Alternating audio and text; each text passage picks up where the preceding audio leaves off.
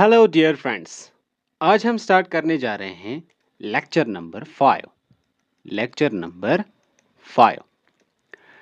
इस लेक्चर में हम जो पढ़ने वाले हैं वो है डिफेक्ट्स डिफेक्ट्स इन जीपीसीआर। ठीक है, जी protein coupler receptor.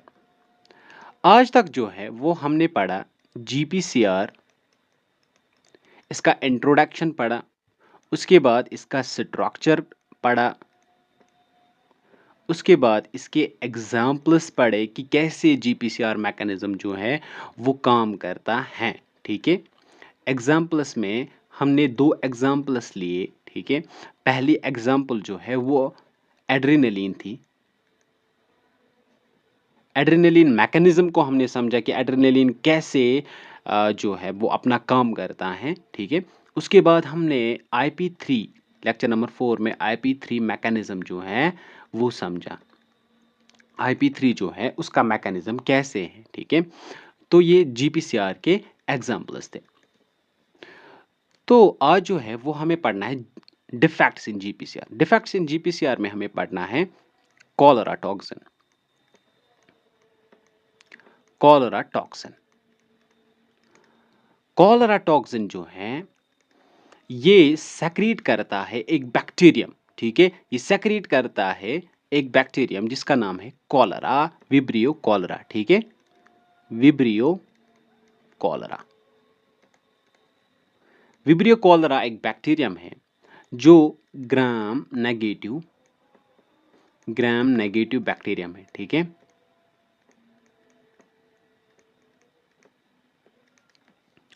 Vibrio cholera जो है ये कैसे हमारी बॉडी में एंटर होता है। ठीक है, विब्रियो कॉलरा जो है ये कैसे हमारी बॉडी में एंटर होता है। ये हमारी बॉडी में एंटर होता है bye contaminated food,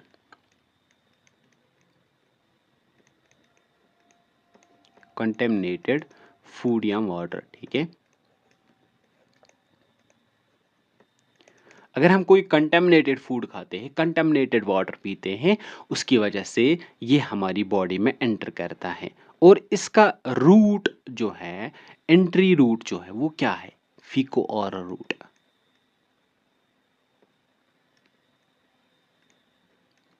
फीको oral route. ठीक है, समझ आ रहा है? तो जो इसका जो एक्शन है वो क्या है, मतलब ये हमारी बॉडी में कराता क्या है, ये कौन सी डिजीज कराता है? इससे हमारी बॉडी में डिहाइड्रेशन होती है। डिहाइड्रेशन होती है। ठीक है, ये हमारी बॉडी में जो इसका सबसे बड़ा इफेक्ट जो होता है वो है डिहाइड्रेशन। ठीक है, ये हमारी बॉडी में डिहाइड्रेशन कराता है जिसकी वजह से जो एक इंसान है तो एक पर्सन जो है वो कोमा में जा सकता है या वो बेहोश हो सकता है। ठीक है, वाटर लॉस होने की वजह से। ठीक है, तो अब इसका हम इफेक्ट देखेंगे कि ये जो कॉलरा टॉक्सिन है वो जीपीसीआर मैकेनिज्म को कैसे डिस्टर्ब करता है, जिसकी वजह से डिहाइड्रेशन हमें देखने को मिलती है कि डिहाइड्रेशन कैसे होती है, वो हम इस मैकेनिज्म में समझेंगे। ठीक है, देखिए पहले हम जो ये यहाँ पर लिखा है वो हम पढ़ेंगे। ठीक है, यह हमने पढ़ा तो फिर भी हम पढ़ेंगे। ठीक है, जो कॉलरा टॉक्सिन जो है, cholera toxin is produced by vibrio cholera. Vibrio cholera एक बैक्टीरियम है, ग्राम नेगेटिव बैक्टीरियम। ठीक है, विब्रियो कॉलरा जो है ये प्रोड्यूस जो टॉक्सिन कराता है जिसका नाम है कॉलरा टॉक्सिन, इसका एक स्ट्रक्चर होता है। ठीक है, इसका एक स्ट्रक्चर होता है। इसका स्ट्रक्चर कुछ इस तरीके से होता है। एक सब यूनिट जो है उसका नाम है, एक सब यूनिट जो है इसका नाम है ए और दूसरे सब यूनिट का नाम है बी। ए सब यूनिट जो है, a sub unit help us in mechanism. ठीक है, ठीक है, और बी सब यूनिट जो है इसके सब यूनिट्स होते हैं, 1 2 3 4 5, और जो बी सब यूनिट जो है इट हेल्प्स इन अटैचमेंट।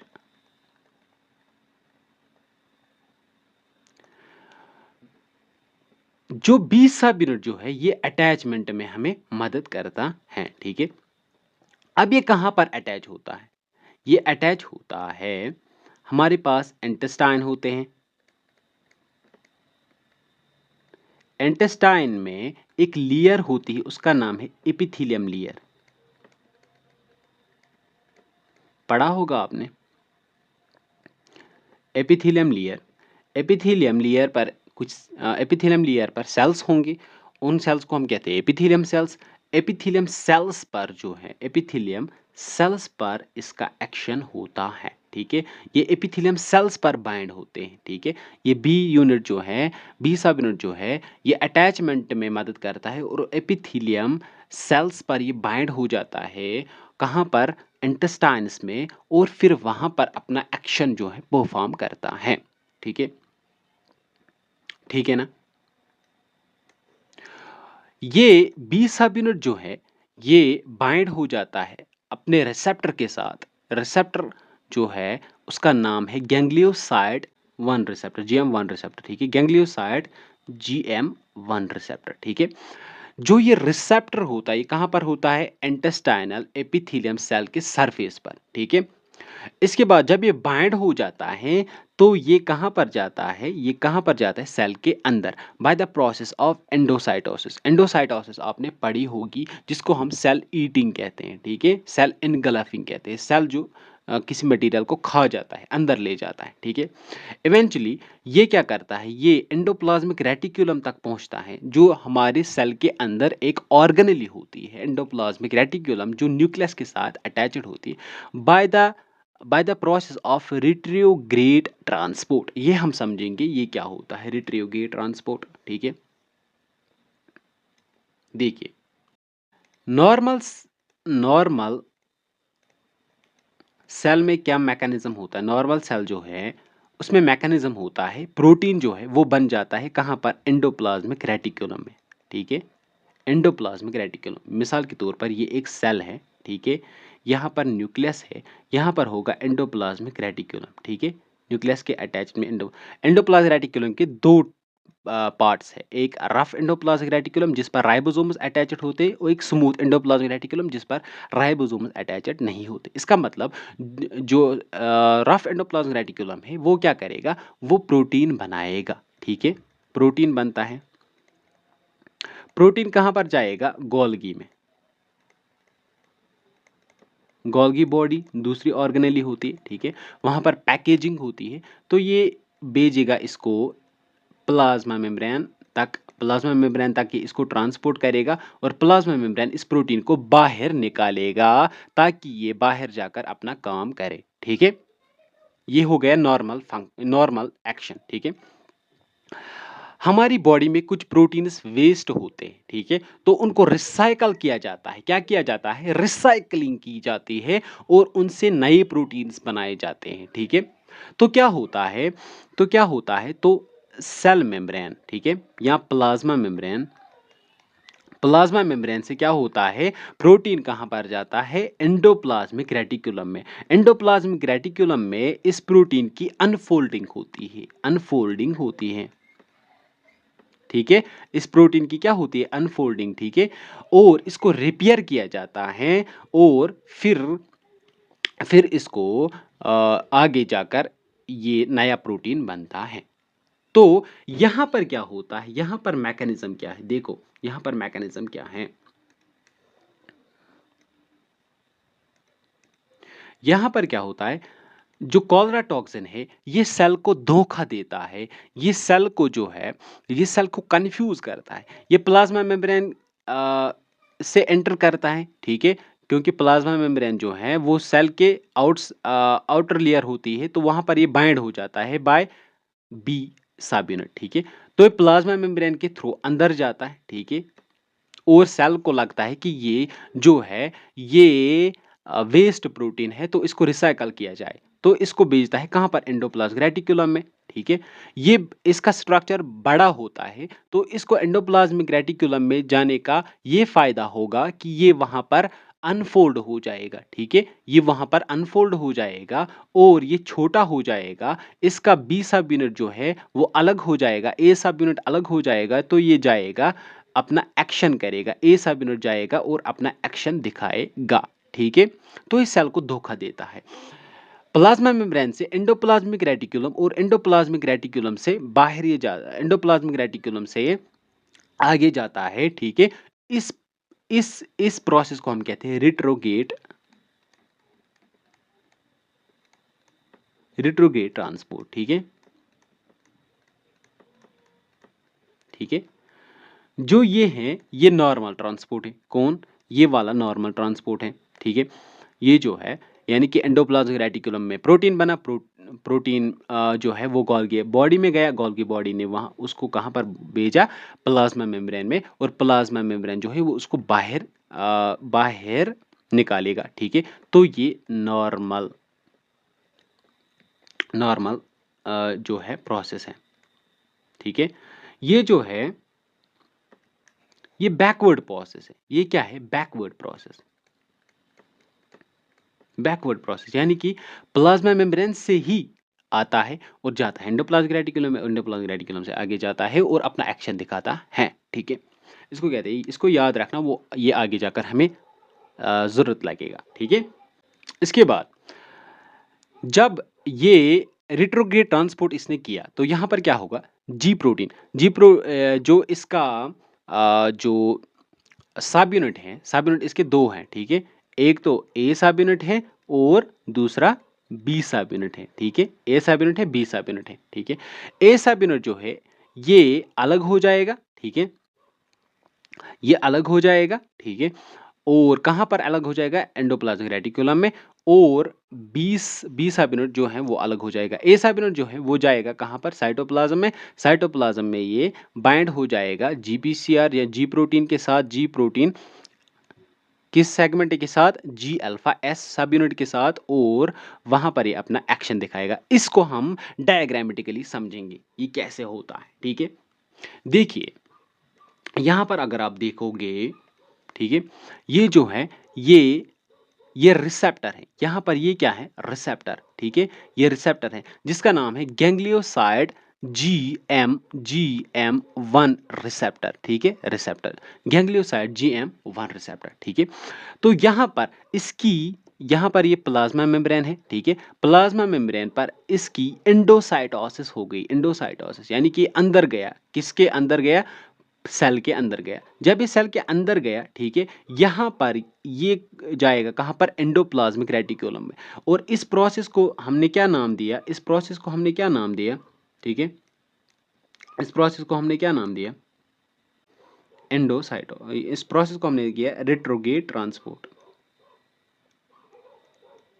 ठीक है? ये कौन सा ट्रांसपोर्ट है? रिट्रोग्रेड ट्रांसपोर्ट, ठीक है? ये जाएगा कहाँ पर? ये जाएगा एंडोप्लाज्मिक रेटिकुलम में। एंडोप्लाज्मिक रेटिकुलम जो है यहाँ पर ये बाइंड हो जाएगा, ठीक है?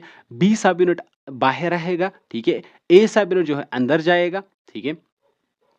या बी सब यूनिट जो है, ये ए सब यूनिट है और ये बी सब यूनिट है, ये अलग हो जाएंगे, ठीक है? क्योंकि एंडोप्लाज्मिक रेटिकुलम का काम ही है, इसका काम क्या है? अनफोल्डिंग करना प्रोटीन्स की।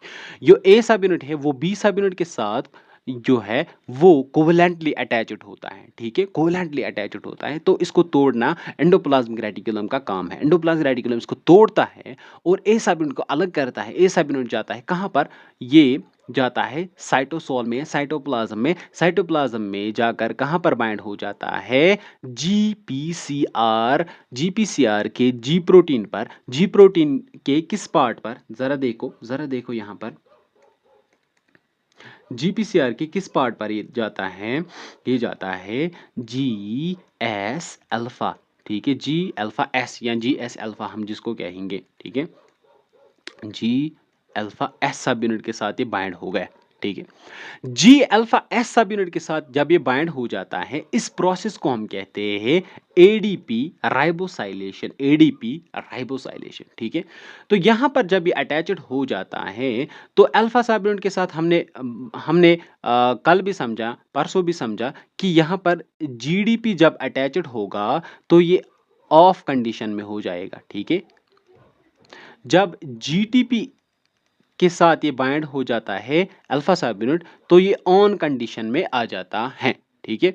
तो यहां पर क्या होता है, यहां पर क्या होता है, यहां पर जब इसकी एडीपी राइबोसाइलेशन होती है, एडीपी राइबोसाइलेशन जब इसकी होती है, ठीक है, एडीपी राइबोसाइलेशन जब इसकी होती है, तो ये क्या करता है, ये जीडीपी जो है एडीपी राइबोसाइलेशन जो जब होती है, जो जीडीपी है इसको रिप्लेस करता है, तो यहां पर जीटीपी इसके साथ अटैच्ड रहता है, और जीटीपी बहुत टाइम तक इसके साथ अटैच्ड रहता है, ठीक है। ये जीडीपी को बाइंड नहीं करने देता है इसके साथ, ये इसके साथ जीडीपी को बाइंड नहीं करने देता है, तो ये जीटीपी इसके साथ अटैच्ड रहता है। यहां पर क्या होता है, यहां पर जीटीपी जीटीपी अटैच्ड रहता है बहुत टाइम तक, ठीक है, बहुत टाइम तक जीटीपी अटैच रहता है। तो जब इस पर ए सब यूनिट बाइंड होगा जी अल्फा एस पर, तो ये जीडीपी को बाइंड नहीं करने देता है, जिसकी वजह से जो जी अल्फा एस है, ये एडिनाइलाइल साइक्लेस, मैंने परसों भी कहा कि एडिनाइलाइल साइक्लेस एक मेम्ब्रेन बाउंड एंजाइम है, ठीक है। इसको एक्टिवेट कराता है और एटीपी को सीएएमपी में कन्वर्ट करता है, साइक्लिक एएमपी में कन्वर्ट करता है। साइक्लिक एएमपी जो है वो आगे जाकर क्या करेगा, प्रोटीन काइनेस ए को एक्टिवेट करेगा। यहाँ पर साइक्लिक एएमपी पाथवे चलेगी, एक्टिवेट करेगा प्रोटीन काइनेस ए को, ठीक है। तो प्रोटीन काइनेस ए फॉस्फोराइलेशन कराएगी, प्रोटीन काइनेस ए क्या कराएगी, फॉस्फोराइलेशन कराएगी, किसकी, सीएफटीआर की, सीएफटीआर की फॉस्फोराइलेशन कराएगी, ठीक है। सीएफटीआर क्या है, सीएफटीआर जो है ये क्लोराइड चैनल्स है, ये क्या है, क्लोराइड चैनल्स है, ठीक है। ये क्लोराइड चैनल्स है, इनको ओपन कराएगा, जिसकी वजह से क्लोरीन जो है वो बाहर आएगा, ठीक है। वाटर जो है वो बाहर आएगा, ठीक है। और हाई बाइकार्बोनेट जो है, हाई अमाउंट में बाइकार्बोनेट जो है वो बाहर आएंगे, ठीक है। जिसकी वजह से डिहाइड्रेशन होगी, जिसकी वजह से क्या होगी, डिहाइड्रेशन हो जाएगी, ठीक है। और यहां पर क्या होता है, यहां पर बहुत टाइम तक जी अल्फा एस सब यूनिट के साथ बहुत टाइम तक जीटीपी बाइंड रहता है, जिसकी वजह से ये एक्टिवेट रहता है, जिसकी वजह से एटीपी जिसकी वजह से जो एडिनाइलाइल साइक्लेस एंजाइम जो है बहुत टाइम तक एक्टिवेट रहता है, ये एटीपी को कन्वर्ट कराता है सीएएमपी में, यानी कि सीएएमपी की कंसंट्रेशन बहुत ज़्यादा होती है, जिसकी वजह से प्रोटीन काइनेस ए बहुत टाइम तक एक्टिवेट रहता है और फॉस्फोराइलेशन कराता है सीएफटीआर की, ठीक है। और जिसकी वजह से क्लोराइड चैनल्स जो है वो ऑन रहते हैं और क्लोरीन बाहर आ जाता है और वाटर भी बाहर आ जाता है, ठीक है। और बाइकार्बोनेट्स भी बाहर आ जाते हैं, और जो पेशेंट है वो उसको हाई अमाउंट में वाटर लॉस होता है, ठीक है, डिहाइड्रेशन होती है, डायरिया होता है, ठीक है, ठीक है। ये था हमारा कॉलरा टॉक्सिन, ठीक है, ये मैकेनिज्म है किसका, कॉलरा टॉक्सिन का, ठीक है। जरा आप यहां पर देखिए, ओवर एक्टिवेशन ऑफ एडिनाइलाइल साइक्लेस, ठीक है, कंटिन्यूअसली जब जी अल्फा एस पर, जी अल्फा एस सब यूनिट पर, जी अल्फा एस सब यूनिट पर जो है जीटीपी बाइंड रहेगा, तो कंटिन्यूअसली वो एक्टिवेट रहेगा, कंटिन्यूअसली एक्टिवेट रहने की वजह से वो एडिनाइलाइल साइक्लेस को एक्टिवेट कराएगा कंटिन्यूअसली, जिसकी वजह से ये एटीपी को कंटिन्यूअसली सीएएमपी में कन्वर्ट कराएगा, ठीक है। तो एक्सेसिवली सीएएमपी जो है वो एक्यूमुलेट हो जाएगा सेल में, ठीक है, जिसकी वजह से कॉलरा टॉक्सिन जो है वो इंक्रीज कराएगा सीएमपी पाथ लेवल्स को, ठीक है, एक्टिवेट कराएगा प्रोटीन काइनेस ए को, जिसकी वजह से सीएफटीआर क्लोराइड चैनल जो हो वो ऑन हो जाएंगे, ठीक है, ऑन ही रहेंगे, ठीक है। तो इसके बाद PKA protein kinase A opens, ठीक, chloride sodium and water are secreted in the intestine, ठीक है। This causes severe diarrhoea and dehydration, जो हमने अभी देखा, ठीक है? तो ये था क्या हमारा कॉलरा टॉक्सन, ठीक है? तो आज हम यहीं पर इस लेक्चर को ख़त्म करते हैं। Thank you.